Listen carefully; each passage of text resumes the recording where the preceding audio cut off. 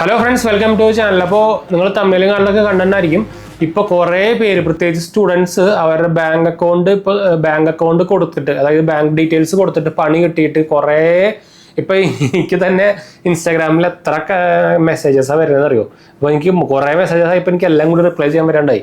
അപ്പോൾ അതുകൊണ്ടാണ് ഇങ്ങനെ പ്രത്യേകിച്ച് വേറെ വീഡിയോ എടുക്കാൻ തന്നെ കാരണം എന്ന് വെച്ചാൽ, ഇപ്പോൾ കുറേ പേരുടെ ബാങ്ക് അക്കൗണ്ട് ഇതുപോലെ തന്നെ ഫ്രീസിങ് വരുന്നുണ്ട്. പ്രത്യേകിച്ച് ഫെഡറൽ ബാങ്കിൻ്റെ, കനറ ബാങ്കിൻ്റെ ഒക്കെ ഇഷ്ടം പോലെ ബാങ്ക് അക്കൗണ്ട് ഫ്രീസ് ആവുന്നുണ്ട്.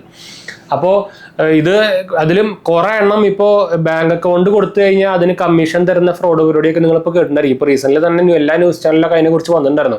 പ്രത്യേകിച്ച് സ്റ്റുഡൻസിനൊക്കെ ഒരു ടാർഗറ്റ് തരുന്ന സംഭവം എന്ന് വെച്ചാൽ, നിങ്ങൾ നിങ്ങളുടെ ബാങ്ക് അക്കൗണ്ട് കൊടുത്തു കഴിഞ്ഞാൽ അതിൽ കൂടെ ചിലപ്പോൾ 2 ലക്ഷം, 3 ലക്ഷം, 5 ലക്ഷം ഒക്കെ ട്രാൻസാക്ഷൻ നടക്കും. അതിന് പകരം അവർ 10,000 രൂപ, 5,000 രൂപയൊക്കെ കമ്മീഷൻ തരാമെന്ന് പറയും. പക്ഷെ ആ നടക്കുന്ന ട്രാൻസാക്ഷനൊക്കെ ഫ്രോഡുലന്റ് ട്രാൻസാക്ഷനും വേറെ വല്ലവരുടെ അടിച്ച മണിയും അല്ലെങ്കിൽ വല്ല എന്താ പറയുക കുഴൽപ്പണം അങ്ങനത്തെ സംഭവങ്ങളൊക്കെ ആയിരിക്കും. അപ്പോൾ നിങ്ങളുടെ പേരിലാണ് പിന്നെ അത് കേസും സംഭവമൊക്കെ വരിക. അതിൻ്റെ ഭാഗമായിട്ട് തന്നെ നിങ്ങൾക്ക് ഓൾറെഡി ഇപ്പോൾ ആരെങ്കിലും കംപ്ലൈൻറ്റ് കൊടുത്തു കഴിഞ്ഞാൽ നിങ്ങളുടെ ബാങ്ക് അക്കൗണ്ടും ഫ്രീസ് ആവും. പിന്നെ അത് അൺഫ്രീസ് ചെയ്യാന്ന് പറഞ്ഞാൽ ഭയങ്കര ഇഷ്യൂ ആണ്. എന്ന് വെച്ചാൽ നോർമൽ നമ്മുടെ ഇപ്പോൾ P2P ട്രാൻസാക്ഷൻ നടന്നിട്ട് ഫ്രീസ് ആവണ പോലെ അല്ല ഈ സാധനം. ഇങ്ങനത്തെ കേസ് വന്നാൽ നിങ്ങളുടെ ബാങ്ക് അക്കൗണ്ട് പണി കിട്ടും. അതും കുറേ പേർക്ക് 1 ലക്ഷം, 1 കോടിയൊക്കെ മൈനസ് എമൗണ്ട് പോയിട്ട് എൻ്റെ എത്ര പേരെ മെസ്സേജ് അയക്കണം, -25 lakhs, -4 crore. അപ്പോൾ അങ്ങനത്തെ ഒക്കെ വരുമ്പോഴാണ് ഇത് ഇഷ്യൂ എന്ന് വെച്ചാൽ മെയിൻ അവിടെയാണ് പണി വരുന്നത്.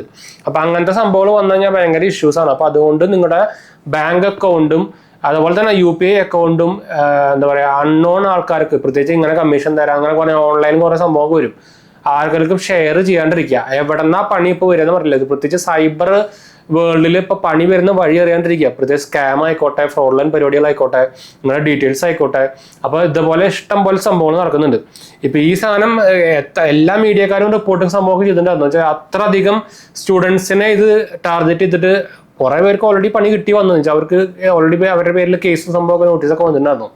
അപ്പോൾ ഇപ്പം തന്നെ ഇന്ന് കാലത്ത് തന്നെ എനിക്കൊരു നമ്മുടെ ഇൻസ്റ്റാഗ്രാമിൽ നമുക്കൊരു ഫോളോവേഴ്സ്, നമ്മുടെ ഒരു പയ്യനെ, ഒരു സ്റ്റുഡൻറ്റിനെ തോന്നുന്നുണ്ട്. അപ്പോൾ മെസ്സേജ് ഞാൻ കാണിച്ചിരുന്നില്ല, അത് കാണിച്ചു തന്നാൽ അത് മോശമല്ലേ. ഞാൻ വേണമെങ്കിൽ പേരും സംഭവമൊക്കെ ഒന്ന്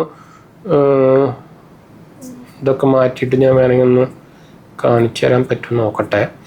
ആ സംഭവം തന്നെയാണ്. ആളും ഇതുപോലെ ഹൈ വാല്യൂ ട്രാൻസാക്ഷൻ അവരുടെ അക്കൗണ്ട് നമ്പർ കൊടുത്തു. 2-3 ദിവസത്തിനുള്ളിൽ തന്നെ ബാങ്ക് അക്കൗണ്ട് ഫ്രീസായി.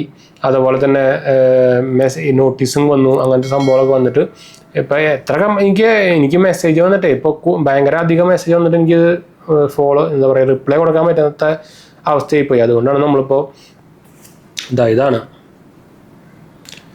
ഇത്. ഞാനത് ക്ലോസ് ചെയ്യണോ, ആളുടെ പേരൊന്നും ഞാൻ കാണിച്ചു തരുന്നില്ല. ഉണ്ടോ, ഇൻസ്റ്റാഗ്രാമിലാണ്. നമുക്ക് വായിച്ചു നോക്കാം. ആളുടെ അക്കൗണ്ടിൽ കൂടെ 3 ലക്ഷം രൂപയ്ക്കാണ് ട്രാൻസാക്ഷൻ ചെയ്ത് പോയത്. അപ്പോൾ ഇങ്ങനത്തെ ഇത് ഫ്രണ്ട്സായിട്ടും പലരും ഇങ്ങനെ പറഞ്ഞു നിങ്ങൾക്ക് ചിലപ്പോൾ ലിങ്കും സംഭവമൊക്കെ തരും. അപ്പോൾ ഇതിലൊന്നും പോയി ചാടരുത്. ഇതൊക്കെ ഫ്രോഡുലന്റ് പരിപാടിയാണെന്ന് വെച്ചാൽ ബ്ലാക്ക് മണി സംഭവങ്ങളൊക്കെ മാറ്റാനുള്ള ഒരു പരിപാടിയാണ് ചെയ്തുകൊണ്ടിരിക്കുന്നത്.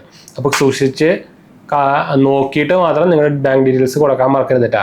അപ്പോൾ ഇതിപ്പോൾ സൈബർ പരിപാടികൾ, ഫ്രോഡുലന്റ്, നിങ്ങൾക്ക് ഇപ്പോൾ ബാങ്ക് അക്കൗണ്ട് ത്രൂ തന്നെ നമുക്ക് ഡീറ്റെയിൽസ് ഒക്കെ എടുക്കാൻ പറ്റുന്നുണ്ട്.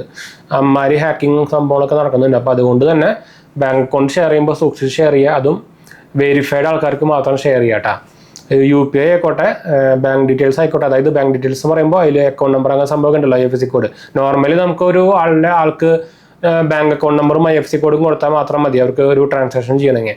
ഇതിൻ്റെ കൂടുതൽ ആൾക്കാർ എന്തെങ്കിലും ചോദിക്കുന്നുണ്ടെങ്കിൽ അത് ഫ്രോഡ് പരിപാടിയാണ് കേട്ടോ. പോലെ പിന്നെ UPI ആയിക്കോട്ടെ, നമ്പറും ഇപ്പം ഞാൻ പറഞ്ഞല്ലോ, ഇപ്പോൾ ഇഷ്ടം പോലെ നമ്പർ കിട്ടിയിട്ട് തന്നെ UPI ID ത്രൂ തന്നെ അവർ നമ്മുടെ ഡീറ്റെയിൽസ് ഒക്കെ ചോർത്തി കൊണ്ടുപോകണുള്ളൂ. അതുപോലത്തെ പരിപാടികൾ നടക്കുന്നുണ്ട്. സൂക്ഷിക്കാൻ മറക്കണ്ട.